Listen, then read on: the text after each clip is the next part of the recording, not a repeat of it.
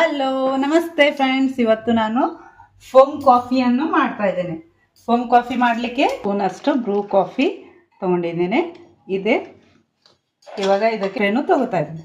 ಇವಾಗ ಇದು ಎರಡು ಮಿಕ್ಸ್ ಮಾಡಿ ನಾವು ಇವಾಗ ಸ್ವಲ್ಪ ನೀರು ಹಾಕಿ ಸೋಸಂಕಿ ತೊಗೊಂಡಿದ್ದೀನಿ. ಇದಕ್ಕೆ ಹೀಗೆ ಮಾಡ್ತಾ ನಾವು ಹೋಗೋಣ. ಇದು ನಮ್ಮದು ಫೋಮ್ ಆಗೋ ಮಟ್ಟನೂ ಮಾಡ್ತಾ ಇರಬೇಕು ಫ್ರೆಂಡ್ಸ್.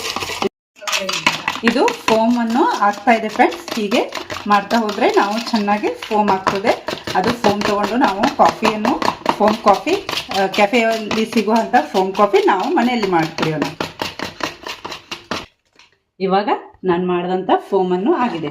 ಇದು ನಾನು ಇವಾಗ ಕಾಫಿ ಕಪ್ಪಿಗೆ ಹಾಕ್ತಾ ಇದ್ದೀನಿ. ಫೋಮನ್ನು ಕಪ್ಪಿಗೆ ಹಾಕುವಂತ ಹೋಗೋಣ.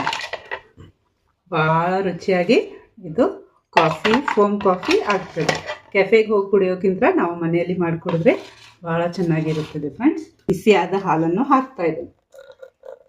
ನೋಡಿ ಫ್ರೆಂಡ್ಸ್, ನಮ್ಮದು ಫೋಮ್ ಕಾಫಿ ರೆಡಿ ಆಗಿದೆ.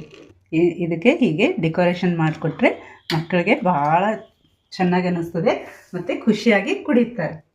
ನೋಡಿ ಫ್ರೆಂಡ್ಸ್, ನಾನು ಮನೆಯಲ್ಲಿ ಮಾಡಿದಂಥ ಫೋಮ್ ಕಾಫಿ ರೆಡಿಯಾಗಿದೆ. ಇದು ಕುಡಿದು ಹೇಗಾಗಿದೆ ಅಂತ ನಾವು ನೋಡೋಣ. ಇದಕ್ಕೆ ನಾನು ಚೆನ್ನಾಗಿ ಹೀಗೆ ಫೋಮ್ ಹಾಕಿದ್ದೇನಲ್ಲ, ಅದು ನಾವು ಚಾಕ್ಲೇಟ್ ಸಿರಪ್ ಇದ್ದರೆ ಚಾಕ್ಲೇಟ್ ಸಿರಪು ಹಾಕ್ಬೋದು. ಇದು ಕುಡಿಲಿಕ್ಕೆ ಬಹಳ ರುಚಿ ಇರ್ತದೆ ಮತ್ತು ಕೆಫೆಗೆ ಹೋಗೋಕ್ಕಿಂತ ಮನೆಯಲ್ಲಿ ಮಾಡ್ಕೊಂಡು ಹಿಡಿದ್ರೆ ಭಾಳ ರುಚಿಯಾದಂಥ ಫೋಮ್ ಕಾಫಿ ಮನೆಯಲ್ಲಿ ರೆಡಿ.